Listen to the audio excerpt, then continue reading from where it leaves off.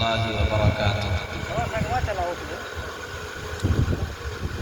الحمد لله وحده، والصلاة والسلام على من لا نبي بعده. أما بعد، فأعوذ بالله من الشيطان الرجيم. بسم الله الرحمن الرحيم. وقال إني ذاهب إلى ربي سيهدين. رب هب لي من الصالحين. فبشرناه بغلام حليم. فلما بلغ معه السعي قال يا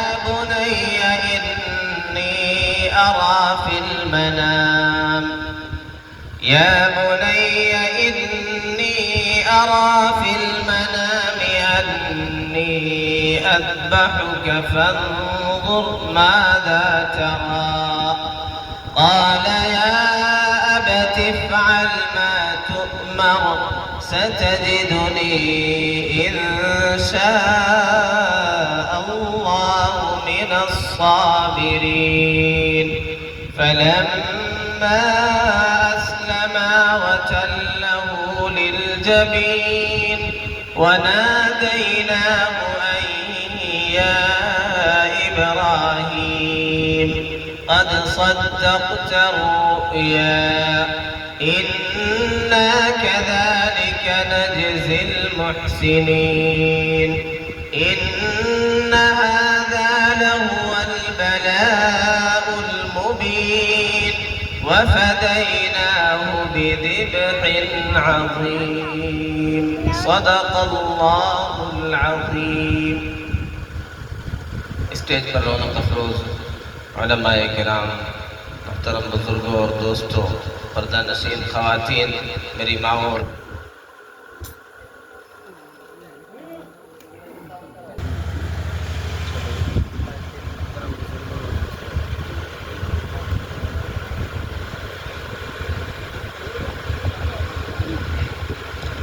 سبحان اللہ، الحمدللہ، اللہ اکبر۔ قرآن مقدس میں اللہ تبارک و تعالی نے دو انبیاء کے متعلق ارشاد فرمایا کہ ہم نے تمہارے لیے ان کی ذات میں بیسٹ ایگزامپل رکھا ہے، بہترین نمونہ رکھا ہے۔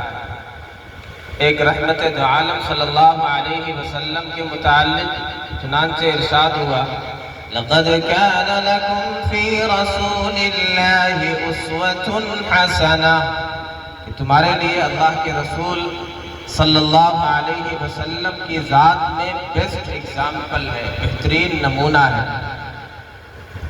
دوسرے قَدْ كَانَتْ لَكُمْ أُسْوَةٌ حَسَنَةٌ فِي إِبْرَاهِيمَ وَالَّذِينَ مَعَهُ، تمہارے لیے سیدنا ابراہیم علیہ السلام کی ذات بہترین نمونہ ہے۔ رحمت دو عالم صلی اللہ علیہ وسلم کو کہا گیا وَأَوْحَيْنَا إِلَيْكَ أَنِ اتَّبِعْ مِلَّةَ إِبْرَاهِيمَ حَنِيفًا، اے محبوب آپ بھی ملت ابراہیم کی پیروی کریے۔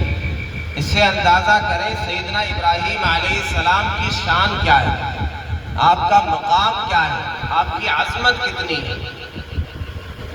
نبیوں کے باپ کہا جاتا ہے، جد کہا جاتا ہے، جد الانبیاء۔ سیدنا ابراہیم علیہ السلام کے بعد جتنے انبیاء آئے ہیں سب انہی کی نسل سے ہیں، انہی کی خاندان سے۔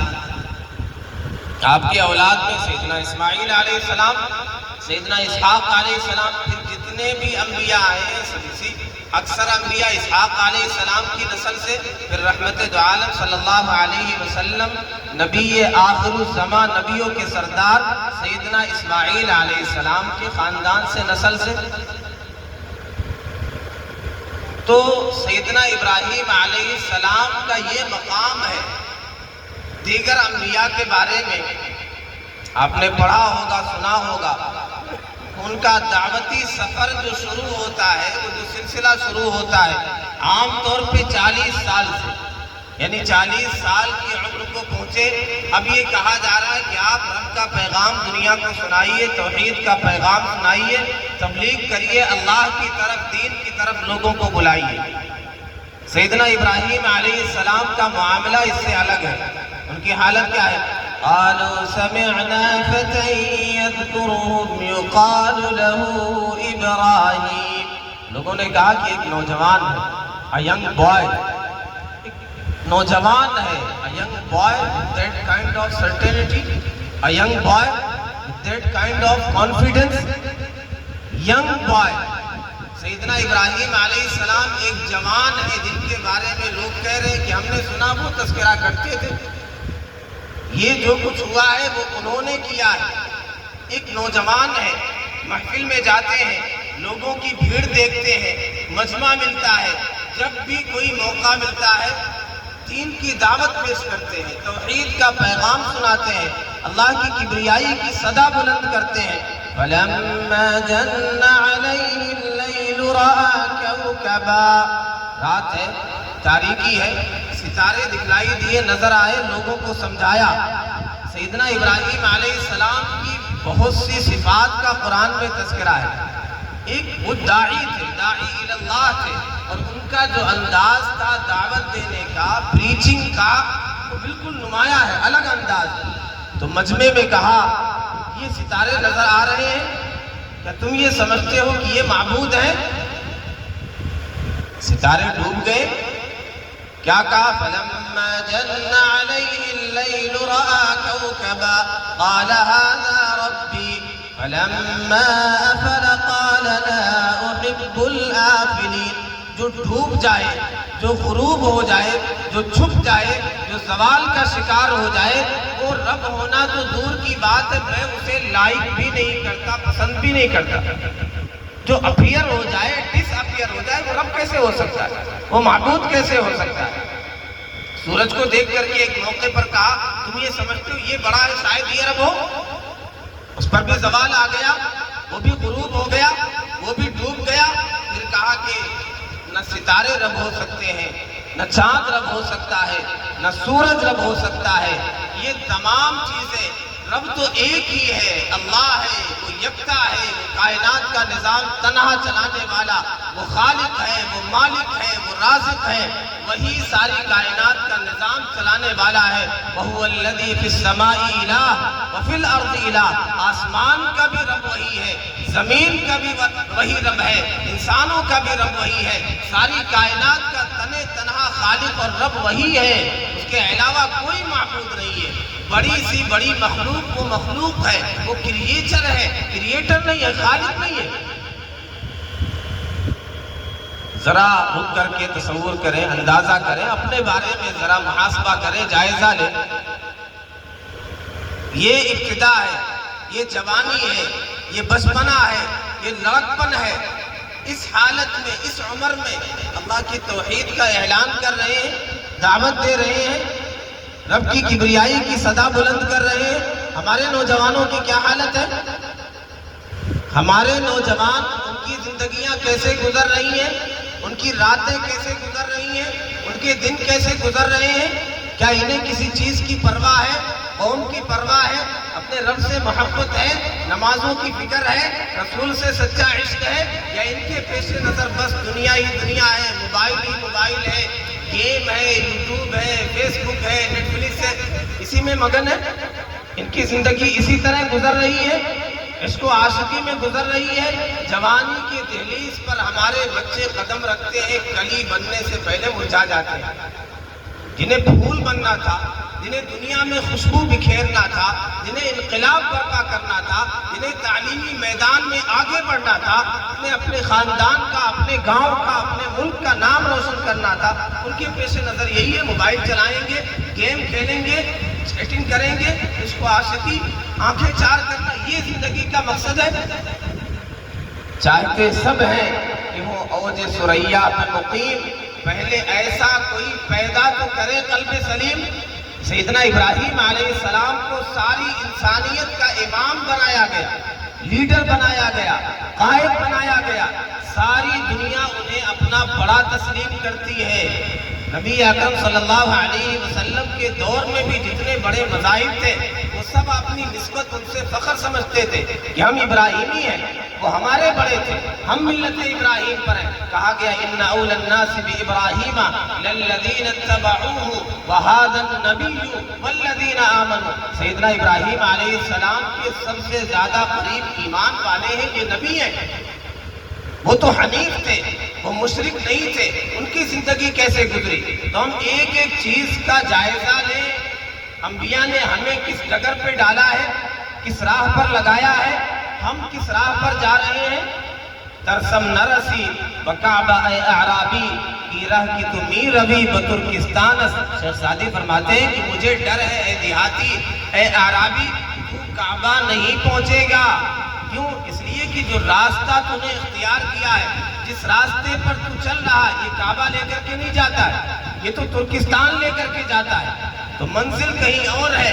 تم نے جو گاڑی پکڑی ہے، جو سواری پکڑی ہے، جو راستہ پکڑا، وہ تو کہیں اور لے کر کے جاتا ہے، اپوزٹ ڈائریکشن میں لے کر کے جاتا ہے۔ تو ہماری بھی حالت یہی ہے، ہمارے نوجوانوں کی حالت یہی ہے، ہمارے بڑوں کی حالت یہی ہے۔ سیدنا ابراہیم کو کہا گیا تمہارے لیے بہترین نمونہ ہے، ان کی طرح ہماری زندگی گزرنی چاہیے۔ فرمایا کرتے تھے، ان کے بارے میں کہا گیا کہ میں ایسے ہی خلیل الرحمن نہیں بن گیا۔ ان کا لقب کیا ہے؟ خلیل اللہ، خلیل الرحمن، اللہ کے خلیل، جگری دوست کو کہا جاتا ہے، جس کی محبت دل میں سما جائے۔ اللہ کو ضرورت نہیں ہے کسی کو محبوب بنانے کی، لیکن اللہ تبارک و تعالیٰ نے خلیل کہا کہ یہ میرا خلیل ہے، ایسے تو نہیں خلیل بن کے۔ نفسی للنیران مالی للصیفان ولدی للقربان وہا انا خلیل الرحمن۔ کیا کہتے تھے؟ میرا مال مہمانوں کے لیے، سخاوت ان کی عام تھی، اتنے بڑے سخی تھے، ایسے دریا دیتے، کبھی تنہا کھانا نہیں کھایا کرتے، کوئی ہونا چاہیے ساتھ، تنہا کھانا کھانا گوارا نہیں۔ فرشتے آئے مہمان کی شکل میں، بغیر پوچھے، بغیر سوال کیے، بنا ہوا بچڑا سامنے پیش کر دیا۔ ہماری حالت کیا ہوتی ہے؟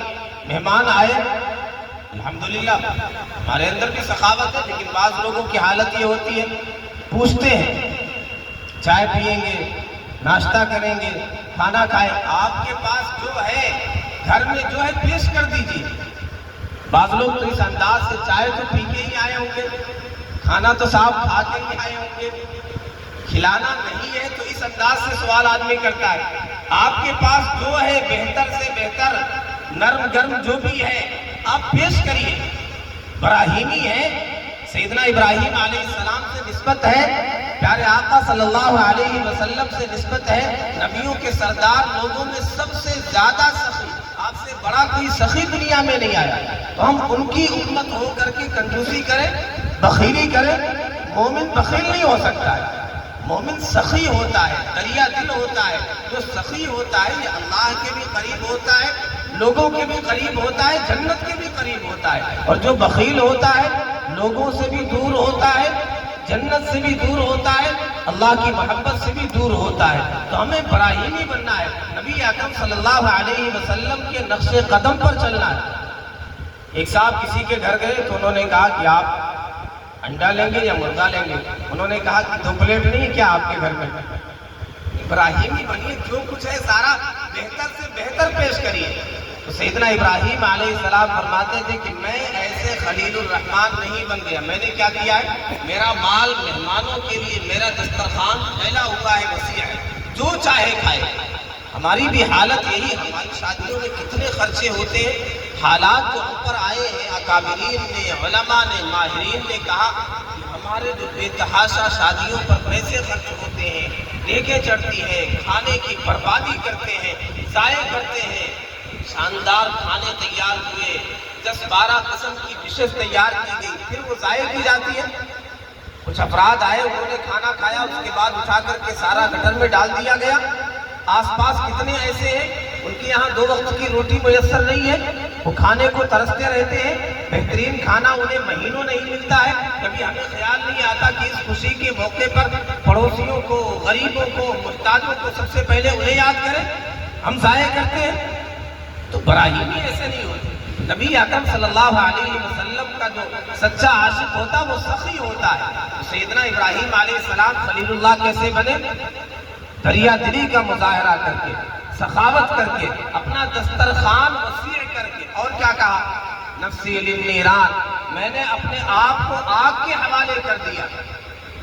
توحید کی صدا لگائی، رب کی کبریائی کا چرچا کیا، لوگ بھی مخالف ہو گئے، اپنے بھی پرائے ہو گئے، باپ بھی جانی دشمن ہو گیا، بادشاہ وقت بھی خون کا پیاسا ہو گیا.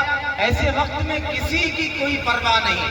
رب سے ایسی محبت ہے، ایسا تعلق ہے، ایسا عشق ہے خدا سے کہ بے خطر کود پڑا آتش نمرود میں عشق، عقل ہے محو تماشائے لبے بام ابھی.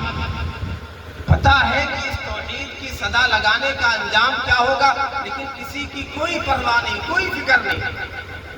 بالآخر آگ جلائی گئی. تفصیلی واقعہ ہم سب کے سامنے ہے، مجھے تفصیل سے واقعہ بیان نہیں کرنا ہے، چند نکات اور اسباب آپ کے سامنے رکھنے ہیں، چند پوائنٹ رکھنے ہیں جس پر ہمیں عمل کرنا ہے، اختیار کرنا ہے، اس پر چلنا ہے. اب کیا ہوا؟ آگ میں ڈال دیا گیا. موحد اعظم کہا جاتا ہے سیدنا ابراہیم علیہ السلام کو، حنیف کہا جاتا ہے. تمام ادھر ادھر کے راستوں سے، باطل طریقوں سے، تمام لوگوں سے جو امیدیں بدھی، سب سے کٹ کر کے، کسی سے کوئی تعلق نہیں، کسی سے لو نہیں لگی ہے، کسی سے کوئی امید نہیں، صرف اللہ سے لو لگائی، اللہ سے تعلق ہے. ہمیشہ نگاہ رب پر جاتی ہے، رب کی ذات پر جاتی ہے، رب کی قدرت پر جاتی ہے.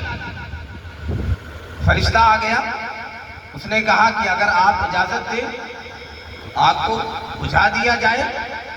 پانی والا فرشتہ آ گیا، ہوا والا فرشتہ آ گیا، فرمایا اما الیک فلا حاجہ، کسی کی آج کوئی ضرورت نہیں ہے. علمہ بحالی حسبی من سوالی، میرا رب میری حالت سے واقف ہے، مجھے کوئی سوال کرنے کی بھی ضرورت نہیں ہے. یعنی یہ شان ہے، آنے دو اسے جس کے لیے چاپ کیا ہے، ناصح سے گریباں کو سلانے کے نہیں ہم. میرا رب میری حالت جانتا ہے، رب کے لیے میں آگ میں کودا ہوں، رب کی رضا کے لیے، رب کی توحید کے لیے میں یہ آزمائش کے گڑھے میں کودا ہوں. رب دیکھتا ہے، رب میری حالت سے واقف ہے. پھر رب نے کیا کیا؟ اللہ نے کیا کیا؟ ڈائریکٹ آگ کو حکم دیا، قلنا یا نار کونی بردا وسلاما علی ابراہیم. ہم نے کہا کہ اے آگ ٹھنڈی ہو جا اور سلامتی والی ہو جا ابراہیم پر. ٹھنڈی بھی ہو جا، سلام، یعنی اتنی ٹھنڈی نہ ہو جا ٹھنڈک کی وجہ سے نقصان پہنچ جائے، ٹھنڈی ہو جا اور سلامتی والی ہو جائے. تو ہماری لو بھی اگر صرف اللہ سے لگی رہے، ہماری امیدوں کا مرکز، کبھی بھی حالات آئے، کیا کہا؟ وقال انی ذاہب الی ربی سیہدین. اس آیت کریمہ کی میں نے تلاوت کی. حالات آئے، سارے لوگ اپنے بھی پرائے ہو گئے، بادشاہ وقت بھی خون کا پیاسا ہو گیا، باپ بھی جانی دشمن ہو گیا. اب پتہ ہے کہ یہاں لوگ ماننے والے نہیں ہیں. پھر کیا کیا؟ نکل گئے. عرض خدا تنگ نیز، پائے گدا لنگ نیز. فقیر کا پاؤں لگنا نہیں ہے، اللہ کی سرزمین تنگ نہیں ہے، کہیں بھی نکل جائیں گے، رب کی بات کریں گے، رب کا پیغام سنائیں گے، نمازیں پڑھیں گے، اللہ کی کبریائی بیان کریں گے. اگر یہاں نہیں ہو سکتا تو کہیں اور یہ کام کریں گے، خیر کا کام کریں گے. تو کیا کہا؟ انی ذاہب الی ربی، میں اپنے رب کی طرف جا رہا ہوں. ہم پر حالات آتے، ہم کیا کرتے ہیں؟ ہم کبھی یہ کہتے ہیں، کبھی حالات آئے، تنگی محسوس کریں، پریشانی آئی، اپنوں نے ستایا ہے، کچھ بھی ہوا، ہم کیا کرتے ہیں؟ کدھر جاتے ہیں؟ کدھر توجہ جاتی ہے؟ کس کو یاد کرتے ہیں؟ کس سے لو لگاتے ہیں؟ کسے پکارتے ہیں؟ کسے بلاتے ہیں؟ سیدنا ابراہیم علیہ السلام تو کہہ رہے کہ میں اپنے رب کی طرف جا رہا ہوں. کلما ضاق صدرک اذهب الی ربک. جب حالات آئے اللہ کی طرف توجہ، اللہ سے لو لگائیں. یہ انبیاء کی شان ہوتی ہے. عجلت الیک ربی لترضی. کبھی حالات آئے سیدھے مصلی بچھائیں، مسجد کا رخ کریں، اپنے رب کو یاد کریں، نماز پڑھنے لگ جائیں، اپنے رب سے مناجات کریں، اپنے رب سے اپنی حالت بیان کیا کریں. نبی اکرم صلی اللہ علیہ وسلم کی حالت کیا ہے؟ اذا حزبہ امر، کوئی بھی اہم معاملہ پیش آتا، آندھی آئی، طوفان آ گیا، زلزلہ آ گیا، بارش نہیں ہو رہی ہے، خوف ہے، ہر حال میں کیا ہے؟ نماز ہے، رب کی طرف، رب سے لو لگا رہے ہیں. انی ذاہب الی ربی، رب کی طرف جانا ہے، تو ہماری بھی یہ حالت ہونی چاہیے. ہمیں اپنا مسئلہ حل کرانے کے لیے ادھر ادھر بھٹکنے کی ضرورت نہیں ہے، کہیں اور جانے کی، کسی دربار میں، کسی مزار میں، کسی بادشاہ کے پاس، کسی دنیا دار کے پاس جانے کی ضرورت نہیں ہے. ہمارا رب ہماری حالت سے واقف ہے، ہمارا رب ہر چیز پر قادر ہے. اس نے آگ کو ٹھنڈا کر دیا، اس نے دریا میں راستے بنا دیے، تو ہمارے مسائل کی کیا حیثیت ہے؟ ہمارے غموں کی، ہمارے پریشانیوں کی، ہمارے حالات کتنے بڑے ہو سکتے ہیں؟ اللہ سب سے بڑا، اللہ اکبر، اللہ ہر چیز سے بڑا ہے. اکبر من ہمومنا، ہمارے غموں سے بڑھ کر کے ہے. اس کی قدرت بہت عظیم ہے، لہذا ہماری توجہ سب سے پہلے ہر وقت ہر حال میں اللہ کی طرف ہونی چاہیے. دوسری بات، ہمیں چلنا پڑے گا، نکلنا پڑے گا. ہدایت چاہتے ہیں، منزل مقصود تک پہنچنا چاہتے ہیں، ترقی چاہتے ہیں، سربلندی چاہتے ہیں، تو نکلنا پڑے گا. گھر میں بیٹھ کر کے موبائل چلانے سے، گیم کھیلنے سے مسئلہ حل نہیں ہوگا. چلنا پڑے گا، نکلنا پڑے گا. الہدایت لا تنزل علیک وانت نائم، سوتے ہوئے ہدایت ہمارے اوپر نازل نہیں ہوگی. معجزات کے ساتھ بھی عمل کو ملایا گیا. جہاں معجزات کا تذکرہ ہے وہاں بھی کام کرنے کے لیے کہا گیا. حضرت مریم کے ہاں ولادت ہوئی، ظاہر انتہائی کمزوری کا عالم ہوتا، پھر بھی کہا جا رہا وَهُزِّي إِلَيْكِ بِجِذْعِ النَّخْلَةِ، آپ کو یہ شاخ کو ہلانا پڑے گا، حرکت دینا پڑے گا، پھر تازہ کھجوریں ملے گی. سیدنا موسیٰ علیہ السلام سے کہا جا رہا کہ آپ کو عصا مارنا پڑے گا، لاٹھی مارنی پڑے گی، پھر دریا راستے بنائے گی، اللہ تعالیٰ پھر راستے بنائے گا. یہ معجزات کے ساتھ بھی عمل کرنا پڑے گا. مسلمان یہ سمجھتا ہے کہ شاید ہم عاشق رسول ہیں، اس لیے ہمارا کوئی مسئلہ ہی نہیں، ہم ہی غالب رہیں گے. نہیں، پہلے سچے پکے مومن بنیں گے، رب سے لو لگائیں گے، محنت کریں گے، مشقتیں اٹھائیں گے، قربانیاں دیں گے، سیکریفائز کریں گے. ابراہیم علیہ السلام کی زندگی یہی تو اسباق ہے. سب سے زیادہ کاہل ہماری قوم ہو گئی ہے، ہر اعتبار سے سب سے زیادہ پست ہم ہو گئے، علمی میدان میں سب سے پیچھے ہیں. ہمارے نوجوان کچھ کرنا نہیں چاہتے. جس میدان میں دیکھیں، مدارس میں دیکھیں، یونیورسٹیز میں دیکھیں، کالجز میں دیکھیں، آپ اٹھائیں ڈاٹا، وہاں جا کے پتا کریں سب سے کم محنت کون کرتے ہیں، کس کے بچے کرتے ہیں، پتا چلے گا مسلمانوں کے بچے. اور سب سے زیادہ انجوائے کون کرتے ہیں، موج مستی کون کرتے ہیں، عیش و عشرت میں ڈوبے کون ہیں، یاری اور دوستی کے چکر کون کاٹ رہے ہیں، پتا چلے گا ہمارے بچے. تو ہمارے بچے یہ تو قربانیاں دینے والے، ان کے پیش نظر تو یہ ہونا چاہیے دنیا جہنم ہے، قید خانہ ہے، الدنیا سجن المؤمن. ہمارے لیے جنت تو آخرت ہے، اس دنیا سے جانے کے بعد ہے. وہ اسے جنت بنانا چاہتے ہیں، یہاں عیش و عشرت کی زندگی گزارنا چاہتے ہیں، یہاں محنت کرنا ہے، کام کام کام، اور قبر میں جا کے انشاءاللہ آرام کرنا. تو مسلمان کی ہماری زندگی، ہمارے بچوں کی زندگی اس طرح اسٹرگل والی ہونی چاہیے جیسے سیدنا ابراہیم علیہ السلام کی زندگی. وہاں سے چلے ہیں، کہاں پہنچے ہیں، ملکوں کی خاک چھانی ہے، مصر فلسطین کا علاقہ. پھر اپنی بیوی اور اپنے بیٹے کو کہا گیا یہاں پہ آپ کو چھوڑنا ہے. کہاں وادی بے آب و گیا ہے، چٹیل میدان میں، نہ کوئی آدمی، نہ آدمزاد ہے، نہ کوئی پانی ہے، نہ کوئی پرندہ. جب پانی نہیں تو کچھ بھی نہیں، پانی ہے تو حیات ہے، زندگی ہے. اور جہاں پانی نہیں وہاں کچھ بھی نہیں، وہاں درخت بھی نہیں، وہاں جانور بھی نہیں، وہاں پرندے بھی نہیں. اب یہاں اپنے بیٹے کو، شیرخوار بچے کو، اپنی زوجہ کو یہاں لا کے ٹھہرا جائے. تفصیلی واقعہ ہے، تفصیل سے بیان نہیں کرنا ہے. ایک ایسے موقع پر ویران ہے، صحرا ہے، کچھ بھی نہیں ہے، آدمی کیا تمنا کرے گا؟ اگر دعا کرے گا تو کیا مانگے گا؟ ہم کیا کریں گے؟ ہاتھ اٹھائیں گے تو کیا مانگیں گے؟ کھانا مانگیں گے، گھر مانگیں گے. سیدنا ابراہیم علیہ السلام نے دعا کی تو کیا کہا؟ انی اسکنت من ذریتی بواد غیر ذی زرع عند بیتک المحرم ربنا لیقیموا الصلاۃ. اے میرے رب، میں نے اپنے بیٹے کو، شیرخوار بچے کو، اپنی زوجہ کو یہاں چھوڑا ہے، وادی غیر ذی زرع میں بسایا ہے. کیوں؟ پہلی پرائرٹی، پہلی ترجیح، پہلی وجہ کیا ہے؟ تاکہ اے میرے رب یہ نماز قائم کریں. ہمارا یہ نظریہ ہے کبھی ہم نے اس طرح سوچا ہے، اس طرح دعا کی ہے؟ پہلی چیز ربنا لیقیموا الصلاۃ، دوسری چیز فاجعل افئدۃ من الناس تهوی الیہم، کہ نماز قائم کرے، میری یہ خواہش ہے، لہذا لوگوں کے دلوں کو اس کی طرف، اس مرکز کی طرف مائل کر دیجیے۔ اور کیا؟ وارزق اہلہ من الثمرات، روزی کی بات تیسرے نمبر پر کی ہے۔ ہمارے پیش نظر کھانا پہلے نمبر پر ہوتا ہے، اور وہ مہینہ جو کھانا چرانے کے لیے آتا ہے اس میں سب سے زیادہ ہم کھاتے ہیں۔ عصر کے بعد سے، بلکہ ظہر کے بعد سے ایسی خوشبوئیں اٹھتی ہیں کہ اچھے اچھے آدمی کی توبہ ٹوٹ جائے، وہ عجیب عجیب قسم کی ڈشز تیار ہوتی ہیں، 4 گھنٹے 6 گھنٹے۔ تو ہمارے پیش نظر یہ کھانا، مسلمان ہوٹل، مسلمان رات بھر جاگنا، مسلمان کا مطلب یہ ہو گیا، مسلمان تو قربانیاں دینے والا، مسلمان مسجدوں کو آباد کرنے والا، اپنی پیشانی کو سجدوں سے سجانے والا، اس کے نام کے آگے یہ ٹائٹل کیسے لگ گیا؟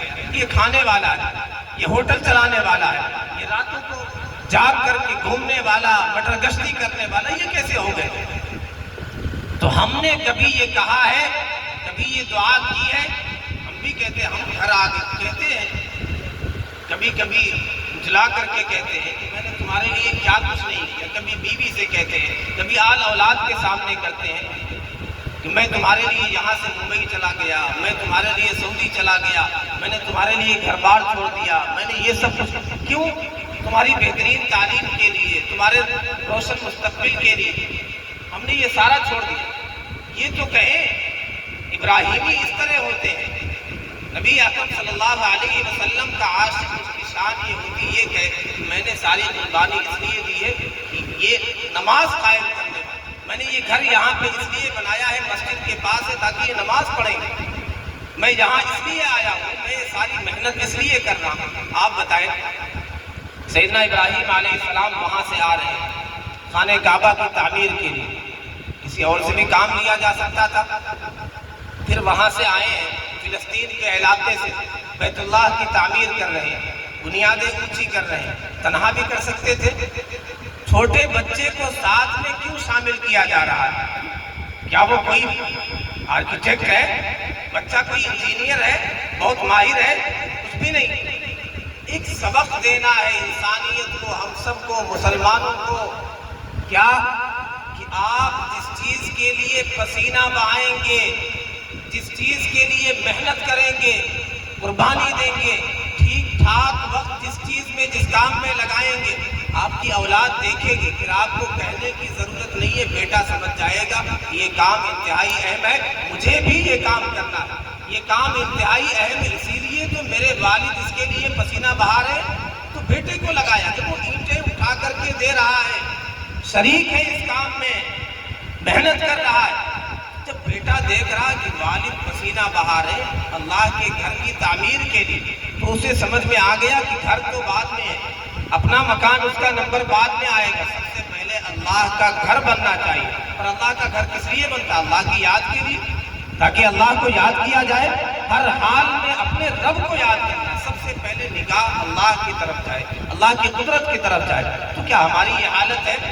نہیں ہے، تو یہ سوچ ہونی چاہیے، یہ جذبہ ہونا چاہیے، اس انداز سے دعائیں کرنا چاہیے۔ پھر دعا کا آگے تذکرہ، رب ھب لی من الصالحین، اے میرے رب مجھے نیکوں میں سے عطا کریے، اولاد صرف نہیں، صرف بیٹا نہیں، نیک بیٹا چاہیے۔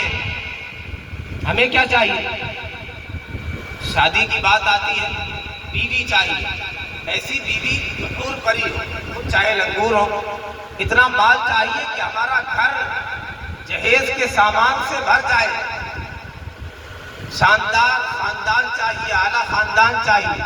یہ ساری چیزیں جو سائڈ کی ہیں، سب سے پہلے دین دیکھو، اخلاق دیکھو، کردار دیکھو، یہ کوئی دیکھتا ہی نہیں۔ صالحیت دیکھنا چاہیے، آپ کے آس پاس جو بھی ہے، آپ کی زوجہ ہے، آپ کے والد ہیں، اولاد ہے، بھائی ہے، ہماری دعا یہ ہونا چاہیے، ہماری خواہش یہ ہونا چاہیے کہ ہمارے آس پاس صالح ہو، نیک ہو۔ رب ھب لی من الصالحین، میرے آس پاس جو بھی ہے، دوست کی شکل میں ہے، میرا بیٹا ہے، میرا بھائی ہے، میرا پڑوسی۔ ایک صاحب نے کہا کہ گھر لینے میں سب سے پہلے کیا دیکھنا چاہیے؟ میں نے کہا سب سے پہلے پڑوسی دیکھنا چاہیے، پڑوسی آپ کا ٹھیک ہونا چاہیے، نیک ہونا چاہیے۔ عبداللہ بن مبارک کے بارے میں آتا، بہت بڑے محدث ہیں، بہت بڑے اللہ والے۔ ایک یہودی ان کے بغل میں رہتا تھا، اس نے اپنا گھر بیچنا چاہا تو ریٹ جو لگایا 2000 درہم۔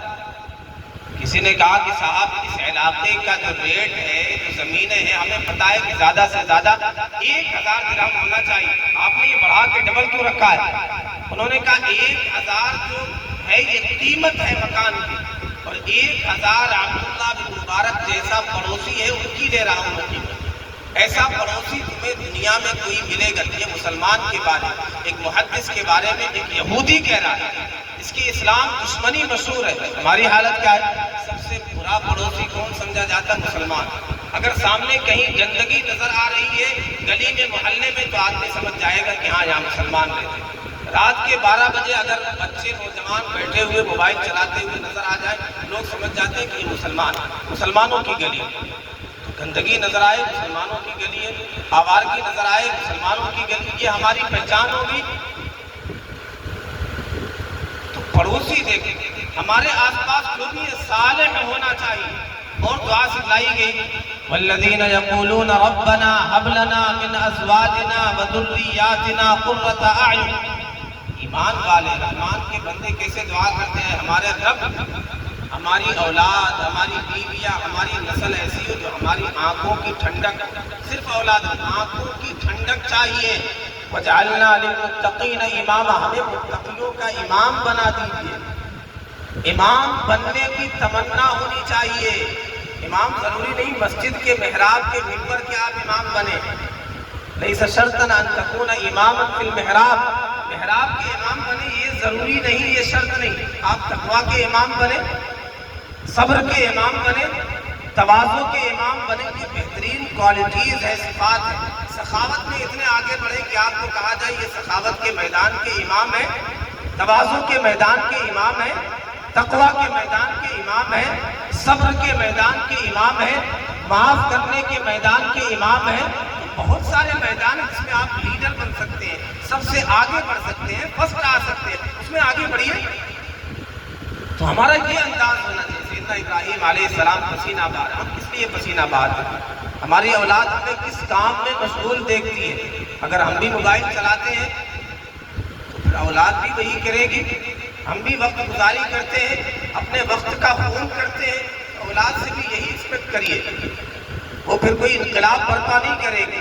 اگر ہمیں کتابوں سے محبت نہیں ہے، ہم تھوڑی دیر کے لیے مسجد کی تعلیم میں نہیں بیٹھ سکتے، تو اولاد سے کیسے امید لگائے بیٹھے کہ اسے کتابوں سے پیار ہوگا، علم سے محبت ہوگی؟ اگر ہمارے اندر صبر نہیں ہے، ہم گھر میں پہنچتے ہیں ایک لمحے کے لیے اگر تاخیر ہو جائے کھانے میں، چیخنے چلانے لگ جاتے ہیں، کھانا تیار نہیں، ذرا سا نمک تیز ہو جائے آسمان سر پہ اٹھا لیتے ہیں، گالی گلوچ کرنے لگ جاتے ہیں۔ تو اگر ہماری یہ حرکتیں ہیں، یہ بے صبری ہے، یہ بدزبانی بد کلامی ہے، اولاد بھی وہی سارا کچھ سیکھے گی۔ جیسے والد ابراہیم علیہ السلام جیسے والد ہیں، پھر اولاد بھی۔ تو وہ جو علامہ اقبال نے تڑپ کے کہا تھا، جب کہا گیا سیدنا ابراہیم علیہ السلام نے خواب سنایا کہ مجھے خواب میں رب کا حکم بتلایا گیا کہ میں دیکھ رہا ہوں تمہیں ذبح کر رہا ہوں، تو بیٹے نے کیا کہا؟ یا ابت افعل ما تؤمر، ابا جان جو آپ کو حکم دیا گیا ہے کر گزریے۔ جو حکم دیا گیا، ذبح کرنے کا حکم دیا گیا ہے، کچھ بھی کرنے کا حکم دیا گیا، رب کی طرف سے حکم ہے، لہذا آپ کر گزریے۔ تو علامہ اقبال نے کہا یہ فیضان نظر تھا یا کہ مکتب کی کرامت تھی؟ سکھائے کس نے اسماعیل کو آداب فرزندی؟ کس نے سکھایا؟ یہ مکتب کی کرامت تھی؟ یہ والدہ حضرت ہاجر کی محنت کا نتیجہ تھا یا سیدنا ابراہیم علیہ السلام ان کی نظر کا فیضان تھا؟ دونوں تھا۔ تو والدین جب ایسے ہوتے ہیں تو اولاد ایسی ہوتی، اسماعیل کی طرح۔ جب والدین سیدنا علی اور سیدہ فاطمہ رضی اللہ عنہا جیسے ہوں، پھر اولاد حضرات حسنین جیسے ہوتے۔ تو ہمیں ان کے نقش قدم پر چلنا ہے۔ پہلے ہمیں ٹھیک ہو کر کے، اپنے آپ کو ٹھیک کر کے، اپنے اندر بہترین صفات پیدا کر کے دکھلانا ہے، یہ اولاد ہمارے نقش قدم پر چلے گی۔ سیدنا ابراہیم علیہ السلام کی ایک خاص صفت یہ بھی تھی، بہت آگے کی سوچ کر کے چلتے تھے، بہت دور رس نگاہ۔ ہماری حالت کا ابھی کا سوچتے ہیں، ابھی کھانا مل جائے، ابھی مسئلہ حل، آگے کیا ہوگا، اولاد کے لیے کیا ہوگا، آنے والی نسل کے لیے کیا ہوگا، کبھی بھول کر کے بھی خواب بھی نہیں دیکھتے اس کے بارے میں۔ سیدنا ابراہیم علیہ السلام کا ربنا وابعث فیہم رسولا، کتنے آگے کی بات کر رہے ہیں کہ آخری نبی جس کے بارے میں آپ نے بتلایا ہے جو ہزاروں سال بعد آئے ان کے بارے میں دعا کرنا، اتنے آگے کی سوچ کے چلنا۔ جو دنیا میں قومیں آج ترقی پر ہیں کی حالت 100 سال آگے کی پلاننگ کر کے چلتے ہیں، تو ہمیں بھی بہت آگے کی سوچ کے چلنا چاہیے۔ ابھی کیا چلنا ٹھیک ہے، ہماری زندگی گزر جائے گی، 60 سال کسی طرح کٹ جائے گی، بچوں کی بھی کٹ، پھر آگے کیا ہوگا؟ کوئی ٹھیک اسکول ہے کہ نہیں گاؤں میں، ٹھیک ٹھاک مسجد ہے کہ نہیں، تعلیم گاہ ہے کہ نہیں، ایمان کے بچانے کی فکر ہے کہ نہیں، آگے چل کے کیسے حالات آ سکتے ہیں، ایمان بچانے کی ہم نے کیا فکر کی ہے، تعلیم کی کیا فکر کی ہے، اپنے نسلوں کی کیا فکر کی ہے۔ انبیاء کی حالت کیا ہوتی ہے، آخر میں زندگی بھر وصیت کرتے رہتے ہیں، سمجھاتے رہتے ہیں، تبلیغ کرتے رہتے ہیں، آخر میں خاص طور پہ بٹھا کے ساری یہ فکر ہوتی ہے میرے بعد کس کی عبادت کریں گے، ہماری یہ فکر ہوتی ہے۔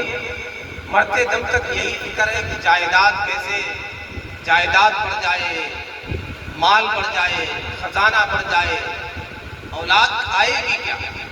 انبیاء کی فکر کیا ہے، ما تعبدون من بعدی، میرے بعد کس کی عبادت کریں گے۔ ہماری فکر کیا ہے، ما تعبدون من بعدی، بچے ہمارے بعد کھائیں گے کہاں سے۔ ہمیں زمین کی فکر ہے، کھیت کی فکر ہے، خزانے کی فکر ہے۔ انبیاء کی حالت کا اپنے ایمان کی فکر ہے، اپنے اولاد کی ایمان کی فکر ہے۔ ہم کیا بڑھانا چاہتے ہیں، پونجی بڑھانا چاہتے ہیں، دکان بڑھانا چاہتے ہیں، زمین بڑھانا چاہتے ہیں، ایمان بڑھانے کی فکر کی۔ ایمان گھٹتا بڑھتا رہتا ہے، اسے بڑھانے کی ہر لمحہ فکر کرنا چاہیے۔ اپنے ایمان کے حوالے سے جو مطمئن ہو گیا وہ منافق ہوتا ہے، مومن ہمیشہ ڈرتا رہتا ہے، پتہ نہیں کیا ہو، اپنے عمل کے حوالے سے فکر مند رہتا ہے، اپنے ایمان کے حوالے سے ڈرتا رہتا ہے۔ سیدنا ابراہیم علیہ السلام کہہ رہے کہ اے میرے رب مجھے دکھلائیے کیسے مردوں کو زندہ کرتے ہیں۔ کہا گیا کیا ایمان نہیں؟ فرمایا کیوں نہیں ایمان، لیکن ایمان میں اضافہ چاہتے ہیں، لیطمئن قلبی، تاکہ میرا دل بھی مطمئن ہو جائے، آگے کی کیفیت اگلا لیول بھی مجھے حاصل ہو جائے ایمان۔ تو ہمارے اندر یہ فکر ہے، ابراہیم علیہ السلام نے اپنے آپ کو آگ کے حوالے کر دیا، اپنے مال کو مہمانوں کے لیے اپنا دسترخوان وسیع کر دیا، اولاد کو کیا کیا، راہ خدا میں قربان کرنے کے لیے تیار ہو گئے۔ قرآن کی سب سے بڑی سورت کیا ہے؟ سورہ بقرہ، سب سے لمبی سورت ہے سورہ بقرہ۔ اور بقرہ یہ جو واقعہ ہے جانور ذبح کرنے کا، تقریباً ایک رکوع میں، کوئی 1-1.5 صفحے میں، اس کا نام سورہ بقرہ کیوں رکھا گیا؟ وجہ یہ ہے، یہود کا تذکرہ ہے، ان کی حرکتوں کا تذکرہ ہے، ان کی شرارتوں کا تذکرہ ہے، ان کی نافرمانی اور بغاوت کا تذکرہ ہے۔ ایک ترتیب سے آپ پڑھتے چلے جائیں، قرآن پڑھیے، تفسیر پڑھیے۔ ابتدا میں آدم علیہ السلام کو خلیفہ بنایا گیا، اس کا تذکرہ ہے۔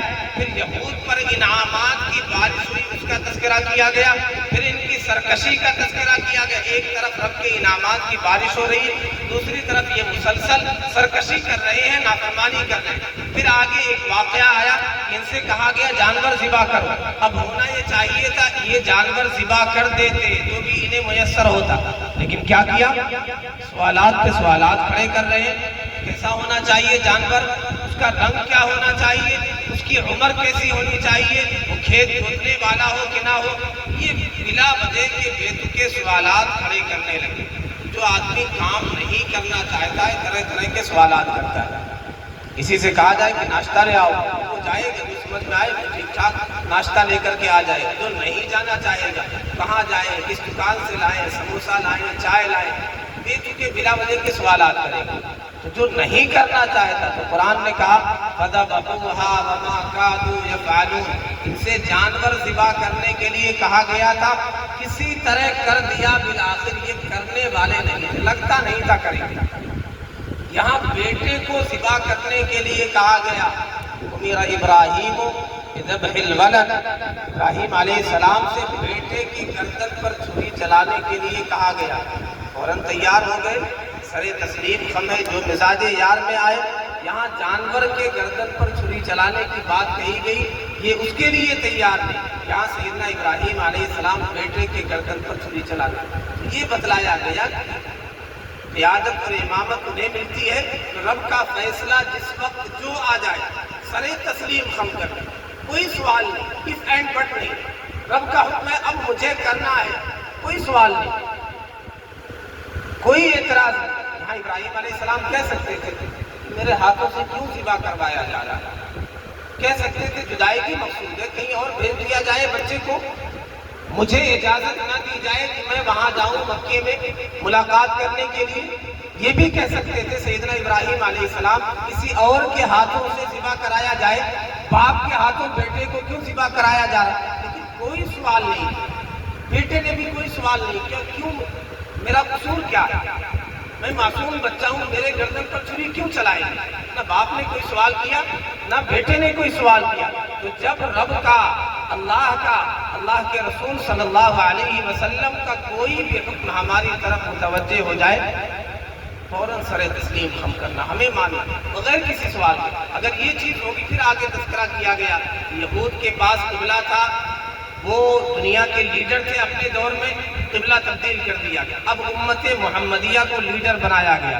ابراہیم علیہ السلام کا بیچ میں تذکرہ آیا، وَإِذِ ابْتَلَىٰ إِبْرَاهِيمَ رَبُّهُ بِكَلِمَاتٍ فَأَتَمَّهُنَّ، ابراہیم کے رب نے انہیں آزمایا، وقت یاد کرنے کے قابل ہے تو انہوں نے پورا کر کے دکھلا دیا، چند کلمات کے ذریعے سے آزمایا۔ قرآن کا لفظ بھی فَأَتَمَّهُنَّ، کیا شان ہے، یہ بھی ہو سکتا تھا فَفَعَلَهُنَّ فَعَمِلَهُنَّ کر دیا، لیکن فَأَتَمَّهُنَّ یعنی جو آزمائش تھی اس میں 100% کامیاب ہو، جیسے پورا کر کے دکھلانا چاہیے کام ویسے پورا کر کے دکھلا دیا۔ پھر آگے کہا گیا کہ دیکھو یہود تو جو ان کے حوالے ذمہ داری کی گئی تھی اس پر کھڑے نہیں ہوتے، لہذا ان کے اوپر سے یہ ساری چیزیں ذمہ داریاں جو دی گئی تھی ان سے لی جا رہی ہے، قیادت ان سے چھینی جا رہی ہے، امت محمدیہ کو قائد اور سردار بنایا جا رہا ہے، ان کا قبلہ بیت اللہ بنایا جا رہا ہے جو ابراہیم علیہ السلام نے تعمیر کیا۔ انہیں سیدنا ابراہیم علیہ السلام کی طرح جب اللہ کا جو متوجہ ہو عمل کرنے کے لیے آمادہ رہنا ہے۔ اگر یہود کے نقش قدم پر چلیں گے ان کا بھی انجام وہی ذلت ہوگا جو یہود کی ذلت ان کے مقدر میں آئی۔ سیدنا ابراہیم علیہ السلام کی یہ قربانی ہے، ہمیں دیکھنا چاہیے ہم کیا قربان کرنے کے لیے تیار ہیں۔ ہم سے تو نیند قربان نہیں کی جاتی، فجر کی اذان ہوتی ہے یا دیگر اذانیں ہوتی ہیں، حی علی الصلاح حی علی الفلاح کی ندا ہمارے کانوں میں آتی ہے، کیا ہم اتنی قربانی بھی نہیں دے سکتے؟ 10 منٹ بھی قربان نہیں کر سکتے؟ 10 منٹ کے لیے رب کے گھر میں نہیں آ سکتے؟ اپنے رب کو منانے کے لیے، اپنے خالق اور مالک کے سامنے سجدہ کرنے کے لیے ہمارے پاس وقت نہیں؟ دنیا کے لیے وقت ہے، کھیت کے لیے وقت ہے، موبائل کے لیے وقت ہے، نہ رب کے لیے وقت ہے، نہ نماز کے لیے وقت ہے، نہ قرآن کے لیے وقت ہے۔ کس طرح ہماری زندگی گزر رہی ہے؟ ہم سے اپنی خواہشات کا گلا نہیں گھونٹا جاتا ہے، ہم سے اپنی انا کو ذبح نہیں کیا جاتا ہے۔ ہم کیسے مسلمان ہیں، کیسے برائی ہیں؟ جب کہہ دیا جائے حی علی الصلاح، آؤ نماز کی طرف، عربی میں بلانے کے لیے بہت سے الفاظ آتے ہیں، تعال کہہ کے کہا جاتا ہے آؤ، حیا کہہ کے بلایا جاتا ہے چلو چلتے ہیں، لیکن حیا اس میں ایک زور ہے، ایک قوت ہے۔ جیسے کوئی والد اپنے بیٹے کو لے کر کے جائے کہیں شاپنگ کرانے کسی مال میں، ساز و سامان ضرورت کا خرید لیا، بچے کی حالت کیا ہوگی؟ کسی کھلونے سے چمٹا ہے، وہاں سے ہٹنے کے لیے تیار، مجھے یہ چاہیے، مجھے کھلونا چاہیے، مجھے غبارہ چاہیے۔ تو والد تھک جاتا ہے، بہت تاخیر ہو رہی، پھر ڈانٹ کر کے کہتا ہے چلو یہ کھلونا ہے، یہاں وقت ضائع نہ کرو۔ یہ گویا ایک حاکمانہ انداز ہے، حی علی الصلاۃ، تم جہاں بھی ہو، سو رہے ہو، اپنے نرم بستر پہ ہو، اپنے کھیت میں ہو، دکان میں ہو، مکان میں ہو، جاب میں ہو، کہیں بھی ہو، ساری چیزیں چھوڑ دو، اس کی کوئی حیثیت نہیں ہے، کوئی حقیقت نہیں ہے۔ اب تمہارے لیے اگر کہیں کامیابی ہے، کہیں سکون ہے، کہیں چین ہے، فلاح ہے، تو رب کے گھر میں تمہیں کامیابی ملے گی، نماز میں کامیابی ملے گی۔ لہذا جب یہ ندا آ جائے، یہ آواز کانوں میں آ جائے، ساری چیزیں چھوڑ کر کے ہمیں مسجد کا رخ کرنا ہے۔ انی ذاہب الی ربی کہنا ہے کہ میرے رب میں آپ کی طرف آ رہا ہوں۔ سیدنا موسیٰ علیہ السلام نے کیا کہا جب انہیں بلایا گیا طور پر آئیے، جلدی پہنچ گیا، عجلت الیک ربی لترضی، اے میرے رب میں جلدی آ گیا تاکہ آپ کو راضی کروں۔ یہ دنیا کے افضل ترین ایام چل رہے ہیں اس وقت، ذی الحجہ کا جو پہلا عشرہ ہے، اس سے بہتر کوئی دن نہیں ہے۔ سال کے افضل ترین ایام، ہم بھی کہیں ان دنوں میں رات میں اٹھ جائیں، فجر کی نماز سے پہلے اٹھ جائیں، تہجد کے ٹائم اٹھ جائیں اور پہلے پہنچ کے کہیں کہ اے میرے رب میں جلدی آ گیا، عجلت الیک ربی لترضی، تاکہ آپ راضی ہو جائیں۔ رب کی رضا کے لیے کیا کر رہے ہیں؟ نیندیں بھی قربان نہیں کی جاتی، بستر بھی نہیں چھوڑا جاتا۔ تو سیدنا ابراہیم علیہ السلام کی زندگی میں دیکھیں ہمارے لیے کیا کچھ اسباب ہے۔ پھر آگے کہا گیا رب ہب لی من الصالحین فبشرناہ بغلام حلیم۔ ایک ایک آیت کی تشریح کروں گا، بہت وقت ہو جائے گا، ایک دو باتیں کر کے بات کو مکمل کرتا ہوں۔ فلما بلغ معه السعي قال يا بني إني أرى في المنام أني أذبحك فانظر ماذا ترى قال يا أبت افعل ما تؤمر ستجدني إن شاء الله من الصابرين فلما أسلم، اسلام اسے کہتے ہیں، باپ اور بیٹے انہوں نے فوراً سر تسلیم خم کر دیا۔ تو اللہ رسول کا جو حکم آ جائے فوراً، ہماری حالت کیا ہے؟ شادی ہے، خوشی ہے، غمی ہے، بھول جاتے ہیں اللہ رسول کا حکم کیا ہے۔ نبی اکرم صلی اللہ علیہ وسلم کی سنت کا نام لے کر کے شادی کے موقع پر کتنی سنتوں کا گلا گھونٹتے ہیں۔ ہم یہ سمجھتے ہیں خوشی کا موقع تو ٹھیک ہے، ساری رسومات کرتے ہیں، تقویٰ کو کہیں کونے میں اٹھا کے رکھ دیتے ہیں، شریعت کو کہیں سائڈ میں رکھ دیتے ہیں۔ خوشی کا موقع ساری چیزیں انجوائے کرتے ہیں، غمی کا موقع ہے، کوئی انتقال ہو گیا تو شریعت بھول جاتے ہیں، منمانی کرتے ہیں۔ دو ہی چیز ہوگی، یا تو شریعت ہوگی، یا تو قرآن ہوگا، یا ہماری خواہش ہوگی۔ فَإِن لَّمْ يَسْتَجِيبُوا لَكَ فَاعْلَمْ أَنَّمَا يَتَّبِعُونَ أَهْوَاءَهُمْ۔ اے نبی اگر یہ آپ کی پکار پر لبیک نہیں کہتے، آپ کی بات نہیں مانتے، تو یہ اپنی خواہش کے پیچھے چل رہے ہیں۔ دوسری آیت میں کہا گیا قُلْ إِنَّ هُدَى اللَّهِ هُوَ الْهُدَى وَلَئِنِ اتَّبَعْتَ أَهْوَاءَهُمْ بعد الذي جاءك من العلم ما لك من الله من ولي ولا نصير۔ یہ اللہ کی ہدایت ہے، قرآن اللہ کی ہدایت ہے، وحی اللہ کی ہدایت ہے، یہ ہے اصل ہدایت۔ هو الهدى وما سواه الضلال، یہ ہدایت ہے، اس سے ہٹ کر کے جو بھی ہے سب گمراہی ہے۔ هو النور وما سواه الظلمات، یہ نور ہے قرآن، اس کے علاوہ جو بھی ہے سب تاریکی ہے۔ هو الحق وما سواه باطل، یہ حق ہے، اس کے علاوہ جو بھی ہے سب باطل ہے، غلط ہے۔ هو الاستقامہ وما سواه غیر، یہ استقامت ہے، اس کے علاوہ جو ہے سب کجی ہے، ٹیڑھ ہے۔ ولا يلتمسون هنا وهناك الا بدعا واهواء يحسبها الظمآن ماء۔ قرآن سے ہٹ کے، سنت سے ہٹ کے اگر کوئی بھی چیز کوئی تلاش کر رہا ہے تو وہ ایسے ہے جیسے آدمی صحرا میں تپتی ہوئی دھوپ میں دور سے ریت کو سمجھتا ہے کہ یہ پانی ہے، پھر وہاں پہنچتا ہے تو سمجھ میں آتا ہے یہ تو ریت ہے، پانی ہے ہی۔ تو پیاسا ریت کو پانی سمجھتا ہے۔ ہماری حالت ہے یا تو شریعت پر چلیں گے، سنت پر چلیں گے، قرآن کے مطابق زندگی گزاریں گے، یا خواہش پر چلنے والے ہیں۔ اور اگر خواہش پر چلنے والے ہیں تو پھر اللہ کے مقابلے میں کوئی بچانے والا نہیں۔ جس نے خواہش کو اپنا معبود بنا لیا پھر اس کا انجام ہلاکت اور تباہی ہے۔ تو فلما اسلما، دونوں نے اسلام کا مظاہرہ پیش کیا۔ مسلمان اسے کہتے ہیں، اسلام اسے کہتے ہیں۔ پھر رب نے کیا تعریفیں کی ہے، سلام علی ابراہیم، یعنی رب کی طرف سے گویا سلیوٹ کیا جا رہا ہے۔ ابراہیم کو سلیوٹ ہے، ابراہیم کو سلام ہے۔ انہ من عبادنا المؤمنین، ہمارے مومن بندوں میں سے۔ مومن بندے ایسے ہوتے ہیں، مومن بندے ایسے ہوتے ہیں، ان کے لیے سلامتی، ان کے لیے جنت۔